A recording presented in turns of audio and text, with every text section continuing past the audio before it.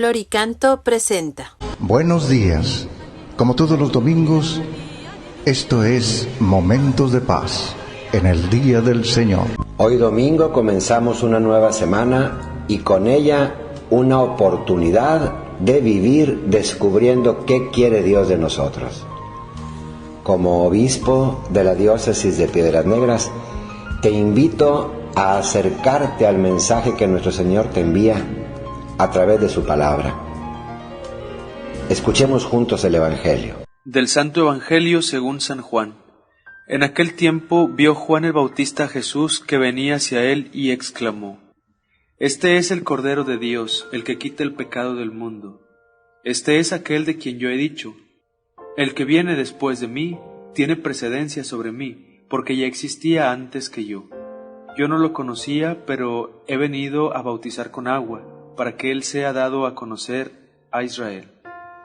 Entonces Juan dio este testimonio: Vi al Espíritu descender del cielo en forma de paloma y posarse sobre él.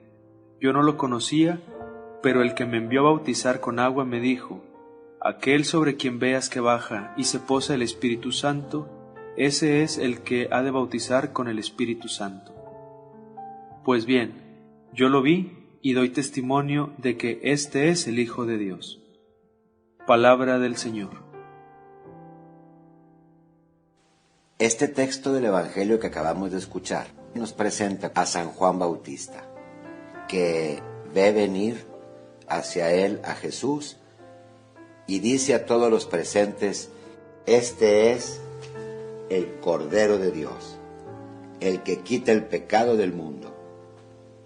Yo no lo conocía, pero he venido a bautizar con agua para que él sea dado a conocer a Israel.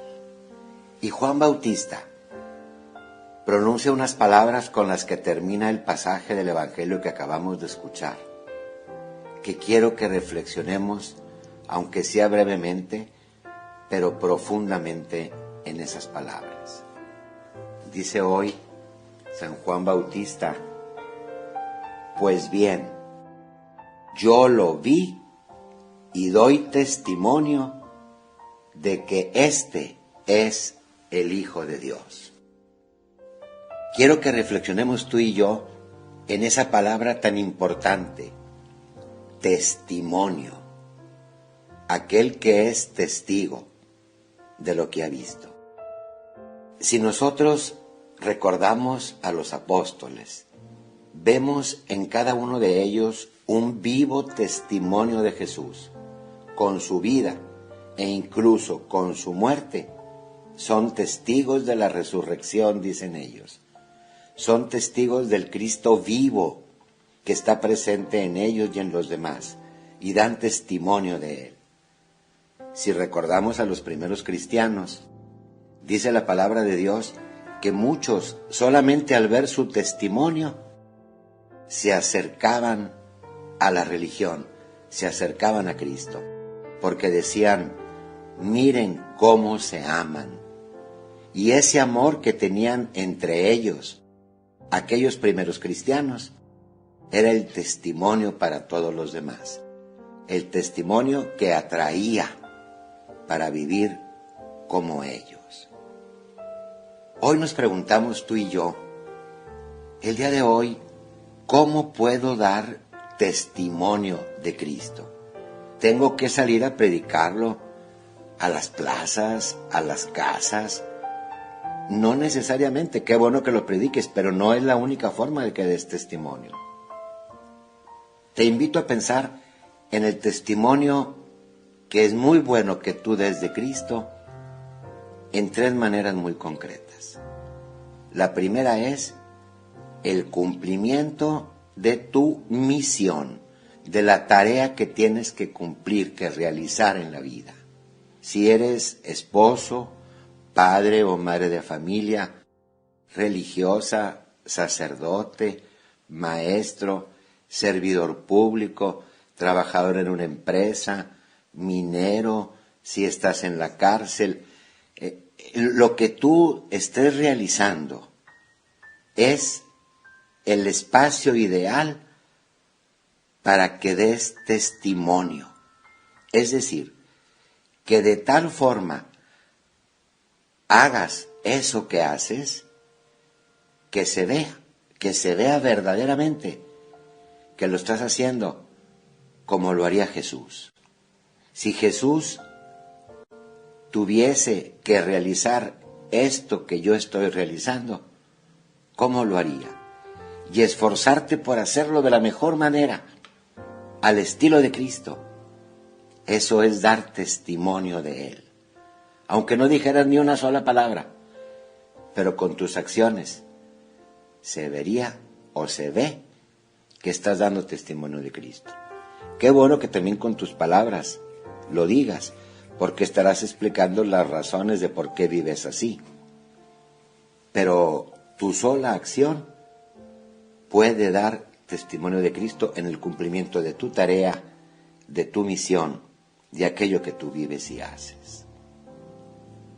Una segunda forma muy importante también de dar testimonio de Cristo se presenta en tus decisiones.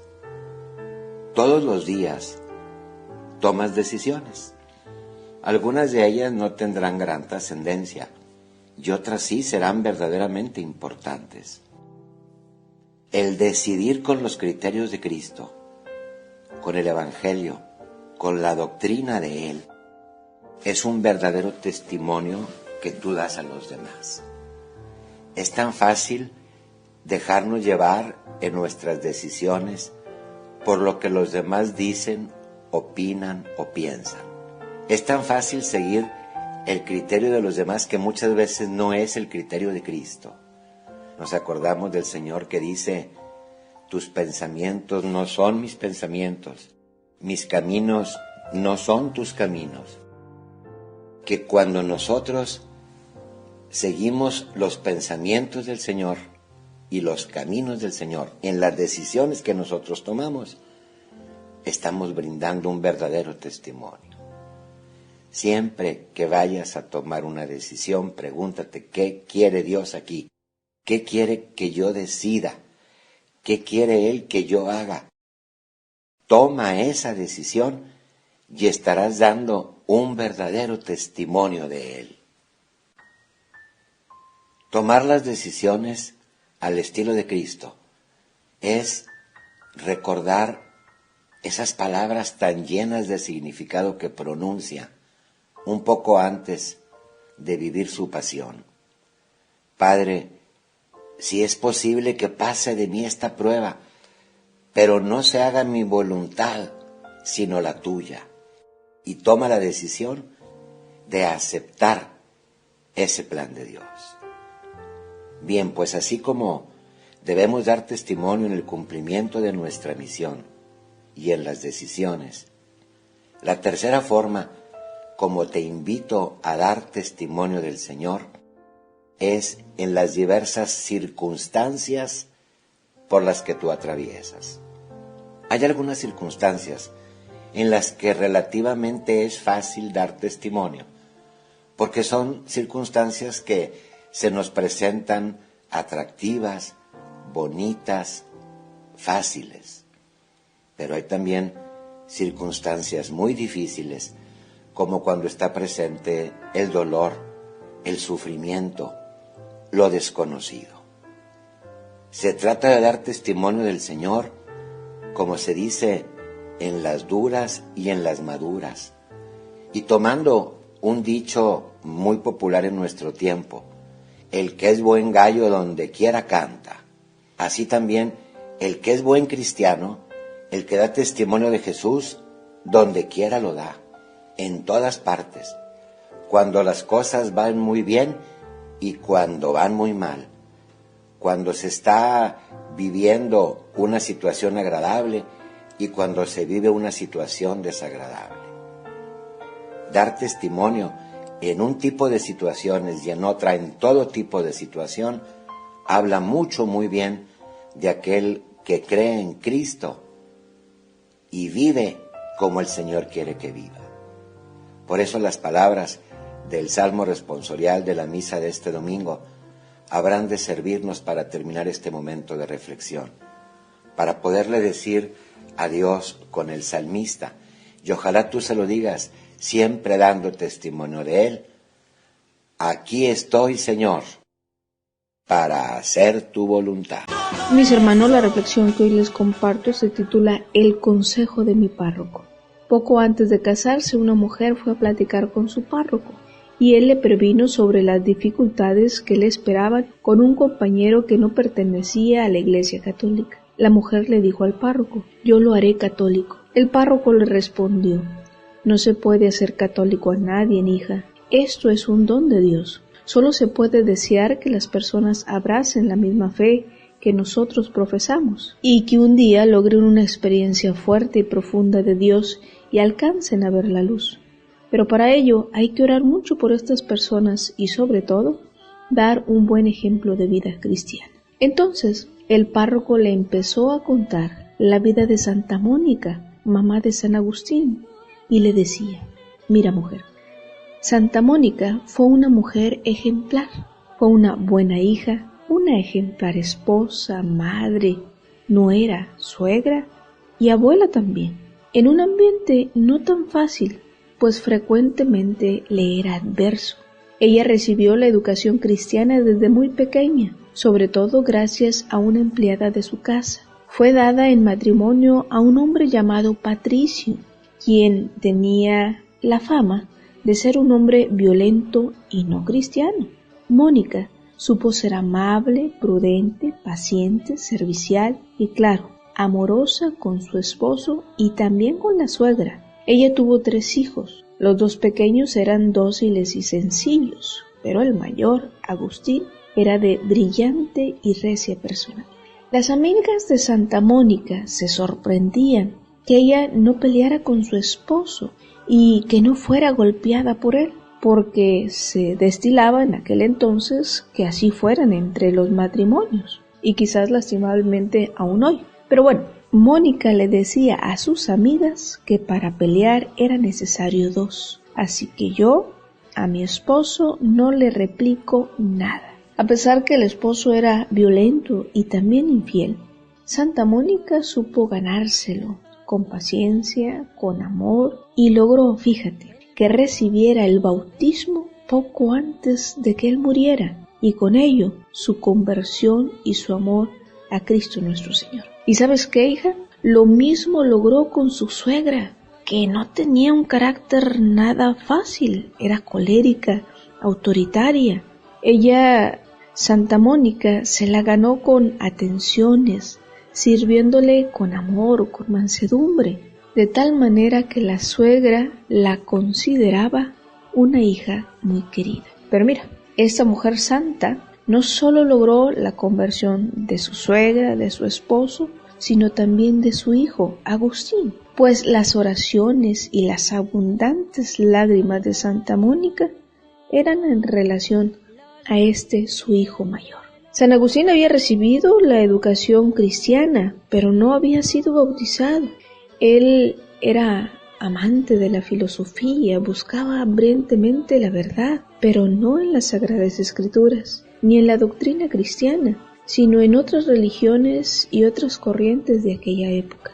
Él andaba por varios países y poblados, pero siempre la oración de su madre lo acompañaba. Y claro, Santa Mónica, cuando era posible, lo acompañaba en algunos de sus viajes. No perdía ella la oportunidad de invitar a San Agustín a que abrazara la fe católica, a que recibiera el bautismo y tener la gracia infinita de poder conocer a Dios finalmente. Un día, el obispo de Milán, San Ambrosio, llegó a decir a Santa Mónica: tranquila, mujer, vete en paz. Es imposible que se pierda el hijo de tantas lágrimas. Y mira cómo termina esta historia. Dios le concedió el don de que San Agustín recibiera el bautismo y lograra por sus efectos la conversión hasta llevarlo a la santidad. El padre terminó su historia y le dijo a la mujer: ojalá que tu amor y que tus oraciones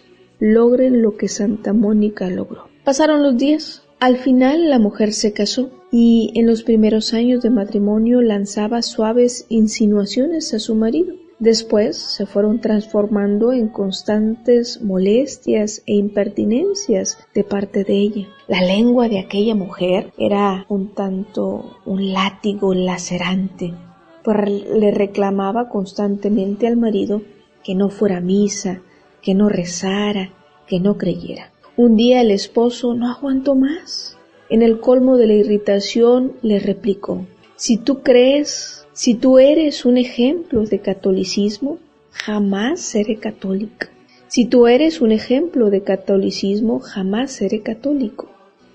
En ese instante, esta mujer recordó y comprendió el sentido de las palabras que el párroco le había dicho y la vida ejemplar que le había platicado de Santa Mónica. Entonces, esta mujer de la historia cambió de actitud. Dejó de hablar de religión y comenzó a practicarla. Dejó de imponer la fe cristiana y empezó a mostrar con sus actos a Cristo. Pasó el tiempo. El hogar se tornó más feliz, más agradable, más estable, más alegre y en paz, hasta tal punto que el marido le dijo a la mujer: si Cristo hizo eso contigo, quiero experimentar qué puede hacer por mí. Y al final, el marido recibió el bautismo en la parroquia de aquella mujer. Mis hermanos, la fe se propone, pero nunca se impone. El bautismo es una fuente inagotable de gracias que nos permite ser felices y vivir como auténticos hijos de Dios, capaces de abrazar las enseñanzas del Evangelio, conscientes de nuestra vocación de ser profetas, sacerdotes y servidores de todos en el amor. Pero hay que esforzarnos por ser buenos hijos, buenos esposos, buenos y excelentes padres, buenos suegros, buenos tíos o sobrinos, buenos vecinos, buenos amigos. Hay que hacer que se nos note a ti y a mí que estamos bautizados, que el bueno con mayúscula, que es Jesús nuestro Señor, vive en nosotros. Esta es nuestra tarea como bautizados. Que Dios les bendiga. Lo que hemos compartido en esta media hora habrá de servirnos durante la semana que estamos iniciando. Ojalá nos encontremos aquí mismo el próximo domingo y que la bendición de Dios Todopoderoso, Padre, Hijo y Espíritu Santo, descienda sobre nosotros y nos acompañe siempre. Gloricanto, Santa María.